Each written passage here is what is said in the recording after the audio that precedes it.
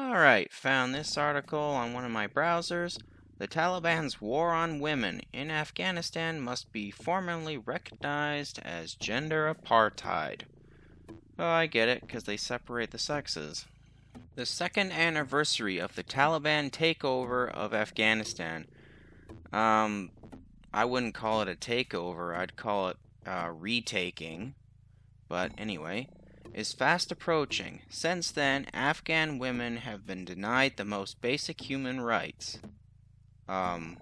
Yeah, just like before, the West went in there. In what can only be described as gender apartheid. Only by labeling it as such and making clear the situation in Afghanistan is a crime against humanity can the international community legally fight the systemic discrimination against the country's women and girls. Okay. Erasing women from the public sphere is central to Taliban ideology. Women's rights institutions in Afghanistan, notably the Ministry of Women's Affairs, has been dismantled. Yeah.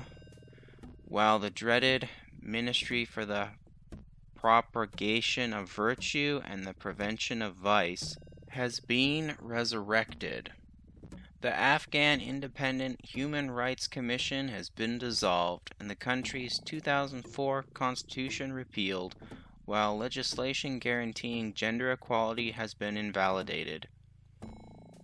Today, Afghan women are denied post-secondary education. They cannot leave the house without a male chaperone. They cannot work except in healthcare and some private businesses, and they are barred from parks, gyms, and beauty salons.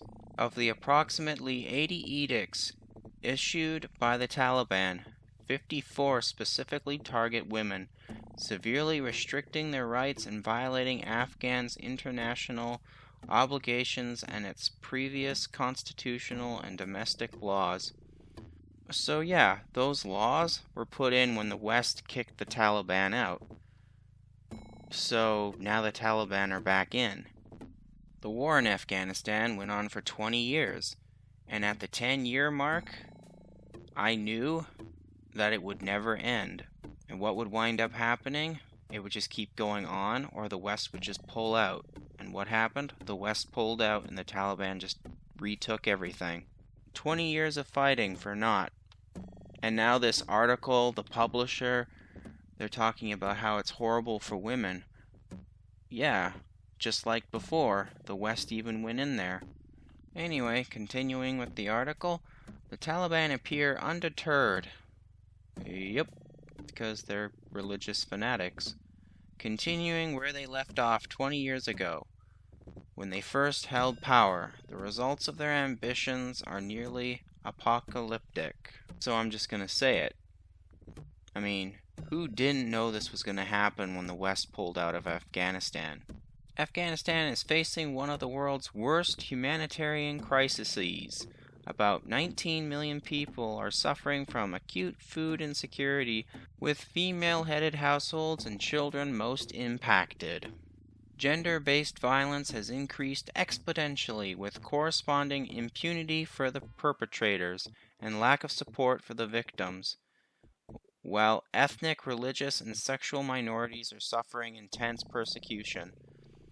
If I'm not mistaken, that has something to do with they have to have 4 witnesses to back them up, or it didn't happen.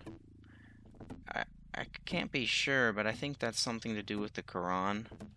This grim reality underscores the urgent need to address how civil, political, and socio-economic and gender-based harms are interconnected.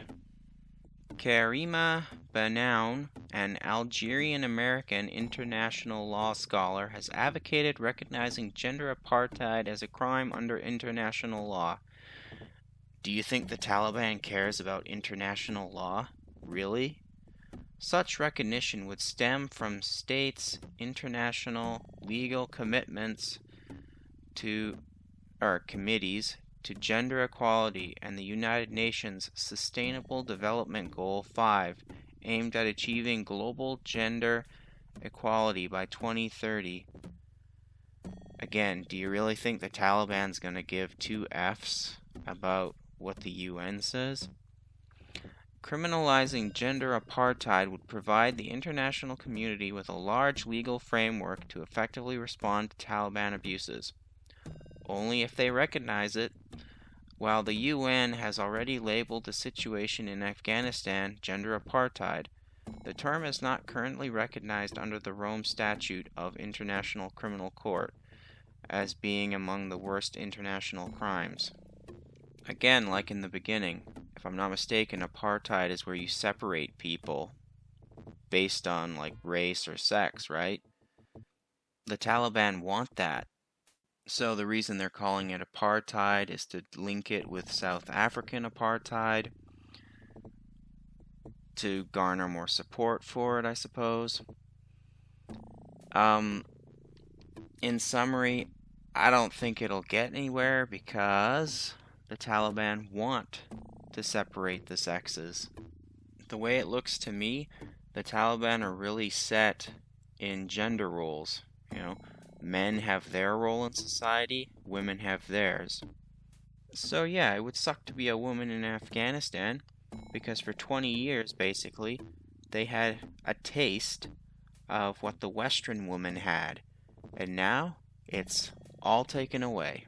Well, take care out there in clown world.